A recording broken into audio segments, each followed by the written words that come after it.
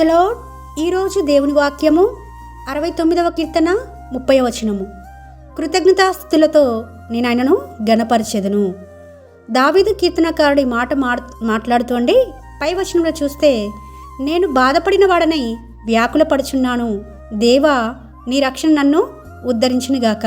ఆయన ఎలాంటి పరిస్థితిలో ఉన్నప్పుడు ఈ మాట పలుకుతున్నాడంటే బాధపడుతున్నాడండి, వ్యాకుల పడుతున్నాడు. తన తప్పు లేకుండా తరమబడుతున్నప్పుడు మరి దావీదుకి ఎంత బాధ కలిగిందో, ఎంత వ్యాకులత కలిగిందో ఈ వచనంలో మనకు అర్థమవుతుంది. అలాంటి పరిస్థితుల్లో కూడా కృతజ్ఞతాస్తుతులతో నేను ఆయనను ఘనపరుస్తున్నాను అంటున్నాడు. అంటే మనం ఎలా ఉంటామండి, మనుషులంగా మానవ సహజంగా ఉన్న ఆ గుణం ఎలాంటిదంటే, మనకు మంచి జరిగినప్పుడు దేవుణ్ణి మెచ్చుకుంటాము.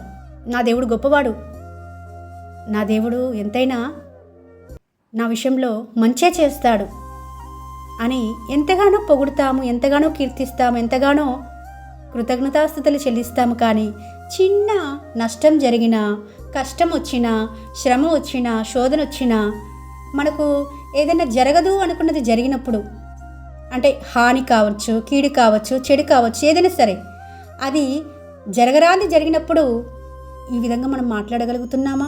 దేవుణ్ణి అదే విధంగా అదే మనసుతోటి కృతజ్ఞతాస్తుతులు చెల్లించగలుగుతున్నామా? దేవుని కీర్తించగలుగుతున్నామా? ఆరాధించగలుగుతున్నామా? ఇక్కడ కీర్తనకారుడే మనకు బెస్ట్ ఎగ్జాంపుల్ అండి. ఎన్నో శోధనలు, ఎన్నో శ్రమలు, మరణ భయంతో పారిపోతున్నాడు, అడవుల్లో కొండ గుహల్లో దాక్కుంటున్నాడు. అయినప్పటికీ కీర్తనలు రాయడం మానేశాడండి. దేవుని స్తుతించడం మానేశాడా? దినమునకు 7 మార్లు స్తుతించేవాడట దావీదు. ఇక్కడ కృతజ్ఞతాస్తుతులతో నేను ఆయనను ఘనపరుస్తాను అని చెప్తున్నాడు. మరి ఎంతవరకు మనం ఘనపరుస్తున్నాము? ప్రతి పరిస్థితుల్లో దేవుడు మనకు తోడుగా ఉంటాడని నమ్మకం ఉన్న వాళ్ళు మాత్రమే ప్రతి పరిస్థితిలో దేవుణ్ణి ఘనపరిచేవారుగా, స్తుతులు చెల్లించేవారుగా ఉంటారని ఈ వాక్యం ద్వారా మనం అర్థం చేసుకోవలసిన వారుగా ఉంటున్నామని ప్రభుపేట మనవి చేసుకుంటూ, మన జీవితంలో దేవుడు ఏది అనుమతించినా మన మేలుకి అనుమతిస్తున్నాడు, అది ఆశీర్వాద కారణంగా మార్చబోతున్నాడు అనేది మనము నమ్మినప్పుడు మాత్రమే ప్రతి పరిస్థితుల్లో, దుఃఖంలో, బాధలో, నిట్టూర్పులో, ఎటు దిక్కుతోచని స్థితిలో, ప్రతి పరిస్థితిలో కూడా దేవుని గణపరిచేవారుగా ఉంటామని ప్రభుపేట మనవి చేసుకుంటూ, ఆ విధంగా మనం ఉండాలని దేవుడు ఆశిస్తుంటుండగా, దేవుడు ఆశించింది మనం చేసి ఆయన ఎదురు నుంచి దీవెనలు పొందుకునేవారుగా ఉండాలని ప్రభుపేట మనవి చేసుకుంటూ, మీ సహోదరి ఎలిజబెత్ రాణి.